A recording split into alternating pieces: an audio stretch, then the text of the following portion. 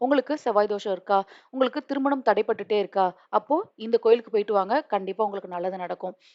அது எந்த கோவில் அப்படிங்கிறத இந்த வீடியோ பதிவுல தெரிஞ்சுக்க போறோம். வாங்க வீடியோக்குள்ள போலாம். நீங்க பார்த்துட்டு இருக்கிறது அறிவோம் தெளிவோம் சேனல். நம்ம சேனல சப்ஸ்கிரைப் பண்ணாம பார்க்குறீங்க அப்படின்னா சப்ஸ்கிரைப் பண்ணிட்டு பாருங்க. எனக்கு சப்போர்ட் பண்ணுங்க. இன்னும் ஏதாவது டீட்டெயில்ஸ் தெரிஞ்சுக்கணும் அப்படின்னா கமெண்ட் செக்ஷன்ல கமெண்ட் பண்ணுங்க. திருப்புகழ பாடினாலே வாய் மணக்கும் அப்படின்னு சொல்லுவாங்க. அப்படிப்பட்ட வாய் மணக்கக்கூடிய திருப்புகழ் பாடல்கள் உருவாக காரணமாக இருந்த ஸ்தலம் என்ன அப்படின்னா வயலூர். இங்க இருக்கக்கூடிய முருகப்பெருமான தரிசிச்சோம் அப்படின்னா செவ்வாய் தோஷம் நீங்கி திருமணம் நடந்தேறும் அப்படிங்கிறது ஒரு ஐதீகம். ஒரு காலத்துல சோழ மன்னர் ஒருத்தர் வயல்வெளிக்கு போனபோது ஒரே கனவுல 3 கரும்புகள் இருக்கிறத பார்த்திருக்கிறாரு. பூமியை உடனே தோண்டி பார்க்கும்போது அந்த இடத்துல சுயம்புலிங்கம் இருக்கிறத பார்க்கறாரு.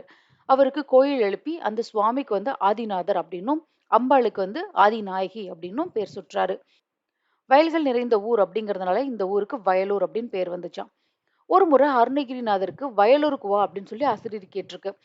அதை ஏற்ற அருணகிரிநாதர் இந்த ஊருக்கு வந்திருக்காரு. ஆனா முருகப்பெருமான் காட்சி தரவே இல்ல. ஏமாற்றம் அடைஞ்ச அருணகிரிநாதர் அசரீரி பொய்யோ அப்படின்னு சொல்லி உரக்க கத்துனாராம். அப்போ காட்சி அளித்த முருகன் வந்து வேலினால அருணகிரிநாதரோட நாக்குல ஓம் அப்படின்னு சொல்லி எழுதி அருள் புரிந்திருக்கிறாரு அருணகிரிநாதருக்கு. இதுக்கப்புறம் இந்த ஸ்தலத்திலேயே தங்கி 18 திருப்புகழ் பாடல்கள பாடியிருக்கிறார் அருணகிரிநாதர். வாரியார் சுவாமிகள் வந்து முருகரோட எவ்வளவு பெரிய பக்தர் நம்ம எல்லாருக்குமே தெரியும். அப்படிப்பட்ட வாரியார் சுவாமிகள் வந்து இந்த முருகப்பெருமான தரிசிக்க வந்தபோது அந்த அர்ச்சகருக்கு வந்து 50 காசு வந்து காணிக்கையா அளிச்சிருக்காரு. அன்னைக்கு ராத்திரியே அந்த கோவிலோட நிர்வாகியோட கனவுல வந்த முருகப்பெருமான், "என் பக்தன் கிட்ட நீ 50 காசு வாங்குனியே, அத கொண்டு உன்னால கோபுரம் கட்ட முடியுமா?" அப்படின்னு முருகப்பெருமான் வந்து கோபிச்சுட்டு இருந்திருக்காரு அந்த நிர்வாகியோட கனவுல வந்து. கோவில்ல அந்த அர்ச்சகர்கிட்ட நிர்வாகி வந்து விசாரிச்சிருக்காரு. இந்த மாரி நடந்ததா அப்படின்னு சொல்லிட்டு. ஆமா, முதல் நாள் வந்து வாரியார் வந்ததும் 50 காசு காணிக்கை அளித்தாரு அப்படின்ற விவரமும் அவருக்கு தெரிய வந்திருக்கு.